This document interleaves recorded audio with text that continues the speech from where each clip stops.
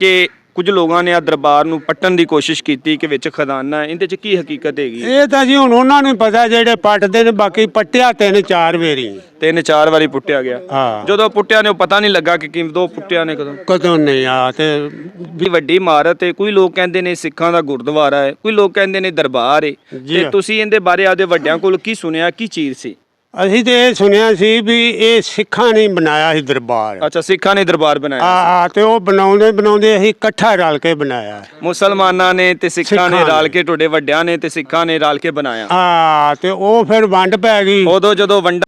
अस्सलाम वालेकुम नाज़रीन, आप देख रहे हैं 44 टीवी। मैं आपका मेज़बान सरदार जवेद आशुडोगर। तो मैं इस वक्त मौजूद हूँ सहारी में। मेरे अकब में देख सकते हैं कि बहुत बड़ी एक इमारत मौजूद है जो यानी कि 3 मंजिला है। यहाँ पर अगर दरवाज़ों की बात की जाए तो तकरीबन हर तरफ 4 से 5 दरवाजे मौजूद हैं और 3 मंजिला ये इमारत है। बहुत पुरानी इमारत है, तकरीबन 800 साल पहले ये इमारत को तामीर किया गया। बाकी यहाँ के इलाकाई लोग मौजूद हैं। जी मेरे पास इलाकाई लोग मौजूद हैं, उनसे बात करते हैं। अस्सलाम वालेकुम। वालेकुम सलाम। बाबा जी की नाम है? अमीर दीन। अमीर दीन। बाबा जी तुसी यह दसो कितनी उम्र होगी है? 80 के साल हो गई। 80 साल होगी। तो ਜਿਹੜੀ ਆਪਣੇ ਕੋਲ ਆ ਪਿੱਛੇ ਬੜੀ ਵੱਡੀ ਇਮਾਰਤ ਹੈ, ਕੋਈ ਲੋਕ ਕਹਿੰਦੇ ਨੇ ਸਿੱਖਾਂ ਦਾ ਗੁਰਦੁਆਰਾ ਹੈ, ਕੋਈ ਲੋਕ ਕਹਿੰਦੇ ਨੇ ਦਰਬਾਰ ਹੈ, ਤੇ ਤੁਸੀਂ ਇਹਦੇ ਬਾਰੇ ਆਪਦੇ ਵੱਡਿਆਂ ਕੋਲ ਕੀ ਸੁਣਿਆ, ਕੀ ਚੀਜ਼ ਸੀ? ਅਸੀਂ ਤੇ ਇਹ ਸੁਣਿਆ ਸੀ ਵੀ ਇਹ ਸਿੱਖਾਂ ਨੇ ਬਣਾਇਆ ਸੀ ਦਰਬਾਰ। ਅੱਛਾ, ਸਿੱਖਾਂ ਨੇ ਦਰਬਾਰ ਬਣਾਇਆ। ਆ ਤੇ ਉਹ ਬਣਾਉਂਦੇ ਅਸੀਂ ਇਕੱਠਾ ਰਲ ਕੇ ਬਣਾਇਆ। ਮੁਸਲਮਾਨਾਂ ਨੇ ਤੇ ਸਿੱਖਾਂ ਨੇ ਰਲ ਕੇ, ਤੁਹਾਡੇ ਵੱਡਿਆਂ ਨੇ ਤੇ ਸਿੱਖਾਂ ਨੇ ਰਲ ਕੇ ਬਣਾਇਆ। ਆ ਤੇ ਉਹ ਫਿਰ ਵੰਡ ਪੈ ਗਈ। ਉਦੋਂ ਜਦੋਂ ਵੰਡਾਂ ਪਈਆਂ ਤੇ ਸਿੱਖ ਕਿਧਰੋਂ ਚਲੇ ਗਏ। ਤੇ ਇਹ ਜਿਹੜਾ ਦਰਬਾਰ ਹੈ ਇਹ ਮੁਸਲਮਾਨਾਂ ਦਾ ਹੈ ਜਾਂ ਸਿੱਖਾਂ ਦਾ ਹੈ? ਮੁਸਲਮਾਨਾਂ ਦਾ। ਬਾਬਾ ਜੀ ਮੁਸਲਮਾਨ ਸਨ? ਬਿਲਕੁਲ ਮੁਸਲਮਾਨ ਸੀ। ਤੇ ਲੇਕਿਨ ਜਦੋਂ ਦਰਬਾਰ ਬਣਿਆ ਸੀ ਉਦੋਂ ਯਾਨੀ ਕਿ ਸਿੱਖਾਂ ਨੇ ਵੀ ਹਿੱਸਾ ਪਾਇਆ ਤੇ ਮੁਸਲਮਾਨਾਂ ਨੇ ਵੀ ਹਿੱਸਾ ਪਾਇਆ, ਕਿਉਂਕਿ ਇਕੱਠੇ ਰਹਿੰਦੇ ਸੀ।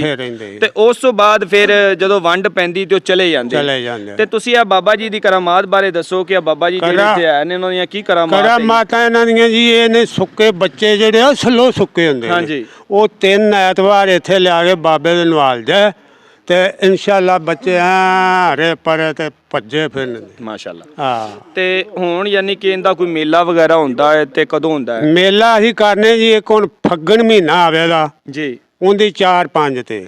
ਅੱਛਾ ਜੀ। ਇੱਕ ਅਸੀਂ ਕਰਨੇ ਆ ਆੜ ਦੀ 18-19। ਅੱਛਾ, 18-19 ਆੜ ਦੀ 2 ਮੇਲੇ ਹੁੰਦੇ ਨੇ। 2 ਮੇਲੇ ਕਰਨੇ। ਤੇ ਹੁਣ ਜਦੋਂ ਐਤਵਾਰ ਨੂੰ ਲੋਕੀ ਬੱਚੇ ਲੈ ਕੇ ਆਉਂਦੇ ਨੇ ਇੱਥੇ? ਹਾਂਜੀ, ਐਤਵਾਰ ਨੂੰ। ਐਤਵਾਰ ਦੇ ਐਤਵਾਰ 3। ਤੇ ਹੁਣ ਦੱਸੋ ਜਿਹੜਾ ਨਾਲ ਇੱਕ ਤਲਾਬ ਹੈਗਾ, ਉਹ ਤਲਾਬ 'ਚ ਕੀ ਹੁੰਦਾ ਸੀ? ਉਹ ਤਲਾਬ 'ਚ ਬੱਚੇ ਨਹਾਉਣੇ ਆ। ਹੁਣ ਤਾਂ ਉਹਦੇ 'ਚ ਗੰਦਾ ਪਾਣੀ ਹੈ, ਪਿੰਡ ਦਾ ਪਾਣੀ ਹੈ, ਜੋ ਵੀ ਕੁਛ ਹੈ ਪਿੰਡ ਦਾ ਨਹੀਂ ਇਹਦੇ 'ਚ ਪੈਂਦਾ ਪਾਣੀ। ਇਹਦੇ ਸਾਫ਼ ਅਸੀਂ ਆ ਪਾਣੀ ਪਾਣੇ ਆ ਤੇ ਉਹਦੇ ਨਾਲ ਬੱਚੇ ਨਹਾ ਕੇ ਲੈ ਜਾਂਦੇ। ਅੱਛਾ, ਸਾਫ਼ ਪਾਣੀ ਹੈਗਾ। ਤੇ ਉਹਦੇ 'ਚ 3 ਦਫਾ ਬੱਚੇ ਨੂੰ ਨਹਾਉਣਾ ਹੈ? 3 ਦਫਾ। ਉਸ ਤੋਂ ਬਾਅਦ ਬੱਚਾ ਹਰਾ। ਅੱਛਾ, ਤੁਸੀਂ ਇਹ ਦੱਸੋ ਕਿ ਹੁਣ ਯਾਨੀ ਕਿ ਪਾਕਿਸਤਾਨ ਤੇ ਹਿੰਦੁਸਤਾਨ ਦੀ ਵੰਡ ਪੈ ਗਈ। ਜਿਹੜੇ ਸਿੱਖ ਨੇ ਉਹ ਉਧਰ ਇੰਡੀਆ 'ਚ ਚਲੇ ਗਏ, ਮੁਸਲਮਾਨ ਇੱਧਰ ਆ ਗਏ। ਉਸ ਤੋਂ ਬਾਅਦ ਵੰਡ ਪੈਣ ਤੋਂ ਬਾਅਦ ਕਦੇ ਉਹ ਆਪਣੇ ਆਪ ਦਰਬਾਰ ਤੇ ਸਲਾਮ ਕਰਨ ਵਾਸਤੇ ਆਉਂਦੇ ਹੋਣ? ਸਿੱਖ ਆਉਂਦੇ ਨੇ ਤੇ ਆਣ ਕੇ ਤੁਹਾਨੂੰ ਮਿਲਦੇ ਨੇ ਤੇ ਬਾਬਾ ਜੀ ਤੇ ਦੁਆ ਕਰਦੇ ਨੇ। ਤੇ ਕੋਈ ਇੰਜ ਦਾ ਸਾਨੂੰ ਸੁਣਨ ਚ ਆਇਆ ਕਿ ਕੁਝ ਲੋਕਾਂ ਨੇ ਆ ਦਰਬਾਰ ਨੂੰ ਪੱਟਣ ਦੀ ਕੋਸ਼ਿਸ਼ ਕੀਤੀ ਕਿ ਵਿੱਚ ਖਜ਼ਾਨਾ ਇਹਦੇ ਚ ਕੀ ਹਕੀਕਤ ਹੈਗੀ? ਇਹ ਤਾਂ ਜੀ ਹੁਣ ਉਹਨਾਂ ਨੂੰ ਪਤਾ ਜਿਹੜੇ ਪੱਟਦੇ ਨੇ, ਬਾਕੀ ਪੱਟਿਆ 3-4 ਵਾਰੀ। 3-4 ਵਾਰੀ ਪੁੱਟਿਆ ਗਿਆ।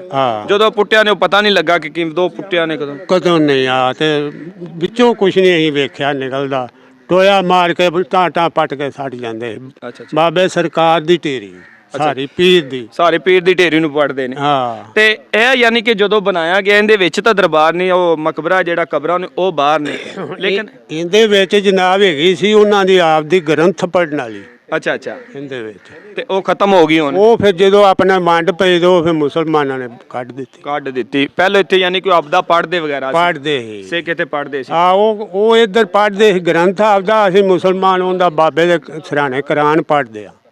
ਯਾਨੀ ਕਿ ਇੱਕ ਹੀ ਜਗ੍ਹਾ ਹੈਗੀ, ਇੱਕ ਜਗ੍ਹਾ 'ਚ ਸਿੱਖ ਵੀ ਰਹਿੰਦੇ ਸੀ ਤੇ ਇੱਕੇ ਜਗ੍ਹਾ 'ਚ ਮੁਸਲਮਾਨ ਵੀ ਰਹਿੰਦੇ ਸੀ। ਸਿੱਖ ਹੈ ਮਕਬਰੇ ਦੇ ਵਿੱਚ ਆਦੀ ਉਹ ਯਾਨੀ ਕਿ ਕਿਤਾਬ ਵਗੈਰਾ ਪੜ੍ਹਦੇ ਸੀ, ਜਿਹੜੇ ਮੁਸਲਮਾਨ ਸੀ ਉਹ ਨਾਲ ਹੀ ਹੁੰਦੇ ਯਾਨੀ कि अपना कुरान पाक पढ़ते जी नादरीन ये देख लें, ये कसूर की नोखी जगह है। एक इमारत है, एक इमारत में एक नुक्कर है। यहाँ पर सिख अपनी इबादत किया करते थे, अपनी रस्मात अदा किया करते थे, अपनी वो बुक वगैरह किताब वगैरह पढ़ा करते थे। तो दूसरी तरफ अगर देख लें तो मुसलमानों का यानी कि दरबार है, वहाँ पर वो कुरान पाक पढ़ा करते थे, कुरान पाक की यानी कि इबादत किया करते थे। तो अभी तो यानी कि जब पाकिस्तान और हिंदुस्तान बना तो ये लहदा हो गए, जो यानी कि सिख थे वो हिंदुस्तान में चले गए, मुसलमान यहाँ पर बाद है। तो अब भी अगर बाबा जी से बात की गई, उनका कहना है कि जब भी वो यहाँ पर आते हैं तो इसका यानी कि अपने वो गुरुद्वारे का वो यानी कि विज़िट करते हैं, तस्वीरें बनाते हैं, यहाँ आकर उसको बहुत ज़्यादा खुशी भी महसूस होती है।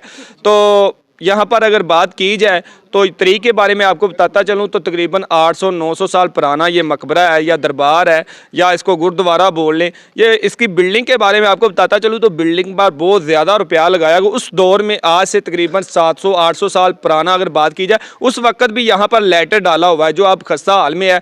तो ये बहुत बड़ी बिल्डिंग है। तो यहाँ पर पास ही यानी कि एक बाबा जी का हुजरा भी है, वहाँ पर वो इबादत किया करते थे। चिल्ला गाह मौजूद है, यहाँ पर वो अपनी इबादत किया करते थे। इस बार सरदार जवेद आशा डोगर को दीजिए इजाज़त। अल्लाह निगहबान।